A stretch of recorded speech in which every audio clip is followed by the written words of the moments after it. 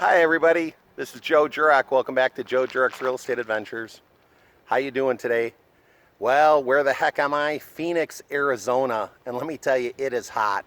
115 degrees today. So drink a lot of water. But in any event, why am I here in Phoenix? I'm working with some new real estate investors, having a lot of fun, covering a lot of important, fun topics. And what I want to tell you is one of the biggest takeaways from today is overcoming the fear, and like Nike always says, just do it.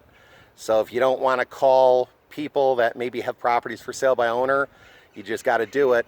If you don't want to get out there and find buyers, you just got to do it. So what I want to tell you, no matter if it's 15 degrees or 115, when you watch this, I hope you're making it happen, okay? Because you can do it. Go make it happen. Make those dreams a reality. Take care now. Believe and achieve. Bye-bye.